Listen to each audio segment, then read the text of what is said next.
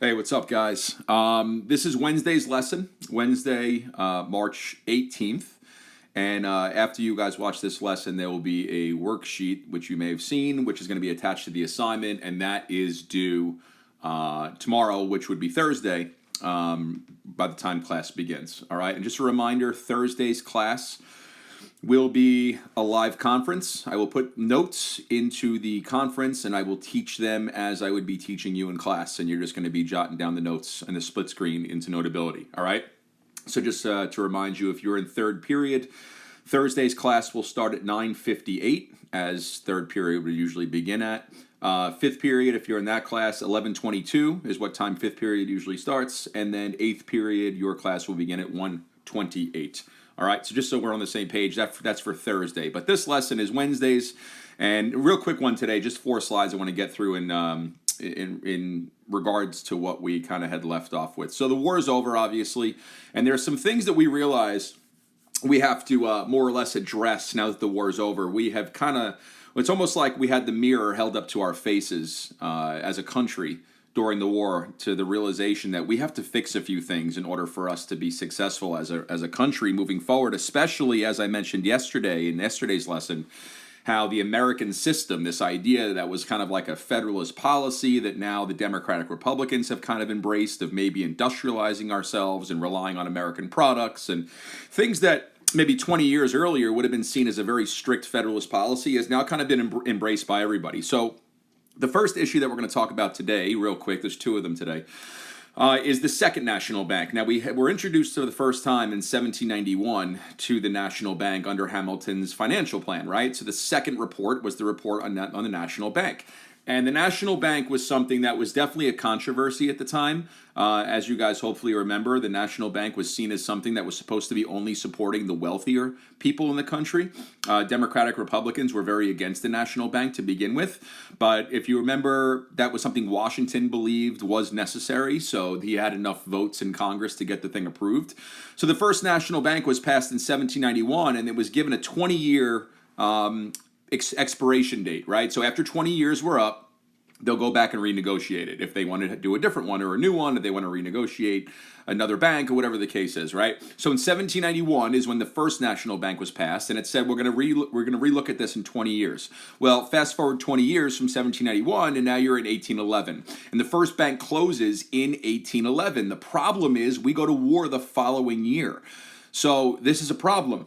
All right, during the war, we don't really have time to sit down and negotiate a new national bank, to kind of look at the problems that there were. So we're in the middle of this war already with problems, and now we don't have a place where we can make currency. We don't have a place that can deposit federal funds or distribute loans or whatever the case may be. So the problems, not only that we were dealing with the war itself, but now that the national bank that we were relying on to distribute money, to create money, to give out loans, a place to secure your deposits, now that doesn't exist.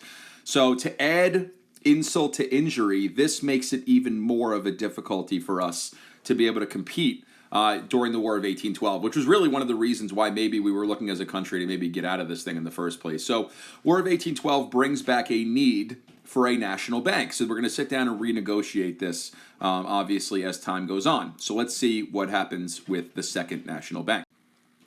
So the federal government is going to establish a new one. It's going to be exactly pretty much what Hamilton had presented in 1791, 20 years earlier.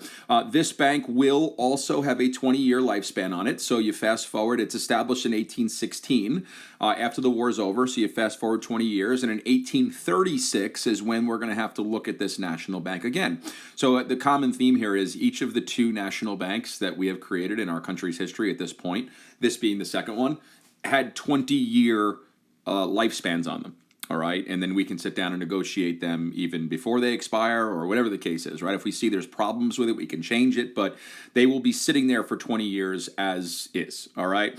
Some of the Southern Democratic Republicans, they were even on board with this idea now, which is interesting because during the first national bank, Southerners, mainly Democratic Republicans, did not like the idea of a national bank because they felt like it wasn't going to support them. It was only going to support the wealthier people in the North. Well, Now, thanks to the American system, this Henry Clay idea that he has come up with for us to build up our infrastructure and build roads and bridges and canals and all these different things to link each other together, you're going to need money to do that. So the Southern Democratic Republicans are very much so now in favor of a national bank as opposed to what they were 20 years earlier, because it's going to help pay for the things that they want to get done. So it's kind of fits into their narrative. It fits into what they're expecting that's going to benefit them. All right. So the Second National Bank gets approved and established officially in April of 1816, and it gives us a place where we can now, as we were trying to build ourselves as a nation, we have a place where we can pull money from in order to get things done. All right. So in order to get that done, as far as infrastructure is concerned, John C. Calhoun, one of our war hawks that we had talked about from South Carolina, comes up with a plan to help build that infrastructure in the country, and that's what our next two slides are about. So John C. Calhoun, we've mentioned him before. We have seen him several times now. He is one of those war hawks, along with Henry Clay, that made himself famous during that time. But he comes up with this need, of course, to create more roads, more canals, things that we can transport ourselves with, especially if we have plans on moving out west. We need to be able to link those groups of states or territories together from a transportation and communication and trade standpoint too.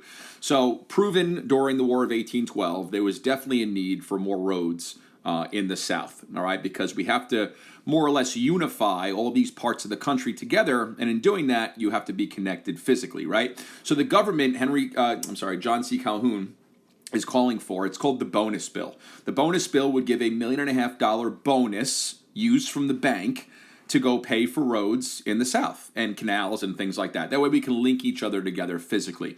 This bill relatively quickly passes through Congress. So this is great. We're going to have money now from the new bank that we just formed to build roads down in the South, because they are very much so in need of that, because it was proven during the War of 1812 that maybe the South isn't really infrastructurally advanced at this point. So we have to fix that problem. Well, this is one hurdle that it is this bonus bill.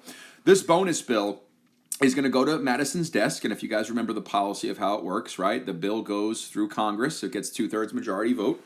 There it's passed, but now it has to be signed by the president for final approval. Well, Madison, who the president at the time is, he's going to veto or deny this bonus bill, because he is vetoing it on the grounds that it's unconstitutional, meaning that states should be deciding for themselves where they want roads and bridges and canals to be, not the federal government. He doesn't believe that the Constitution gives power to Congress to decide where a road is going to go in New York, or where a canal is going to be built in Virginia, right? He's saying that the states should decide on those things, not Congress using their power to ultimately tell these states what to do.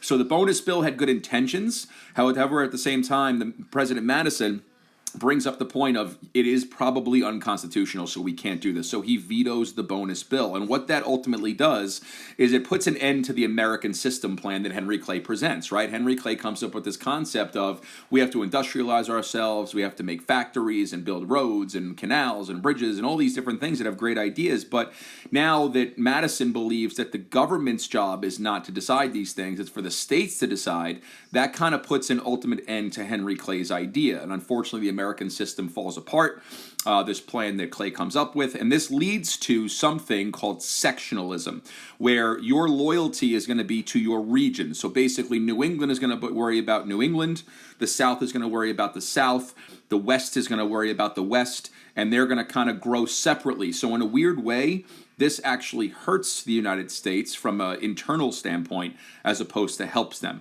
because now New Englanders are going to worry about what they want, the South's going to worry about what they want, and the West is going to worry about what they want, and the government is not going to kind of oversee everything and more or less tell them what we should be doing together collectively as a nation. So it's almost as if your loyalty is to your region and not the country, because people are saying, all right, well, we're just going to focus on what we want in the South, we're going to focus on what we need in the New England, and we're going to focus on what we need in the West, right? So this is called sectionalism, and I will talk to you guys about on Thursday what this particularly does to these areas, like what these regions are mostly concerned about as opposed to others. All right, so that's the end of our lesson today. Nice, short, and sweet. You will have a worksheet to answer as it applies to these notes, and I will see you guys on Thursday. Again, Thursday we'll start conferencing live. I will have the notes in the conference. You will jot down the notes as you would normally in class. Third period, meet me at 9:58. Fifth period, meet me at 11:22. Eighth period, meet me at 1:28. And again, that is on Thursday. You guys have a great day, and I'll see you guys later. Bye.